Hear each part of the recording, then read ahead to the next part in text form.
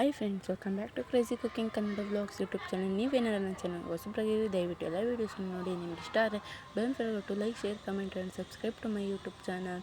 ಇನ್ನು ನಿಮ್ಗೆ ಯಾವ ಥರ ಕುಕಿಂಗ್ ರೆಸಿಪಿ ಬೇಕು ಕಮೆಂಟ್ ಬಟನ್ ಕಮೆಂಟ್ ಮಾಡಿ. ಹಾಗೆ ಎಲ್ರಿಗೂ ಶ್ರೀರಾಮನವಮಿ ಹಬ್ಬದ ಶುಭಾಶಯಗಳು. ಮೊದಲಿಗೆ ಬೇಯಿಸಿದ ಕಡಲೆಬೇಳೆ ಮತ್ತು ಬೆಲ್ಲನ ಹಾಕ್ಕೊಂಡು ಕ್ಲೀನಾಗಿ ಮಿಕ್ಸ್ ಮಾಡ್ಕೋಬೇಕು. ಬೆಲ್ಲ ಕರಗೋ ತನಕ ಅದನ್ನು ಬೇಯಿಸ್ಕೋಬೇಕು. ನಂತರ ಒಂದು ಪಾತ್ರೆಗೆ ತುಪ್ಪ, ಗೋಡಂಬಿ ಹಾಕಿ ಫ್ರೈ ಮಾಡಿಕೊಳ್ಳಬೇಕು. ಗೋಡಂಬಿ ಕ್ಲೀನಾಗಿ ಫ್ರೈ ಆದಮೇಲೆ ಅದಕ್ಕೆ ಕೊಬ್ಬರಿ ಹಾಕೋಬೇಕು ಮತ್ತು 1-2 ಸ್ಪೂನಷ್ಟು ದ್ರಾಕ್ಷಿ, ಗಸಗಸೆ ಹಾಕಿ ಮಿಕ್ಸ್ ಮಾಡ್ಕೋಬೇಕು. ಒಂದು ಸ್ವಲ್ಪ ಏಲಕ್ಕಿ ಪುಡಿ ಹಾಕ್ಕೊಂಡು ಮಿಕ್ಸ್ ಮಾಡ್ಕೊಳ್ಳಿ, ಟೇಸ್ಟ್ ಚೆನ್ನಾಗಿರುತ್ತೆ. ಈಗ ಅದನ್ನು ಕಡಲೆಬೇಳೆ ಬೇಯಿಸ್ಕೊಂಡಿರ್ತೀವಿ ಅದಕ್ಕೆ ಹಾಕ್ಕೊಂಡು ಮಿಕ್ಸ್ ಮಾಡ್ಕೋಬೇಕು.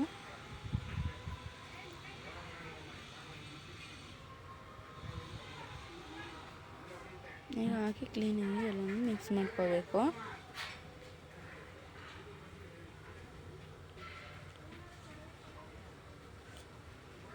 ಸೊ ನಾನು ಈ ವಿಡಿಯೋ ಇಲ್ಲಿಗೆ ಏನು ಮಾಡ್ತಾಯಿದ್ದೀನಿ. ಮತ್ತೊಮ್ಮೆ ಎಲ್ರಿಗೂ ಶ್ರೀರಾಮನವಮಿ ಹಬ್ಬದ ಶುಭಾಶಯಗಳು. Thanks for watching. ಬಾಯ್.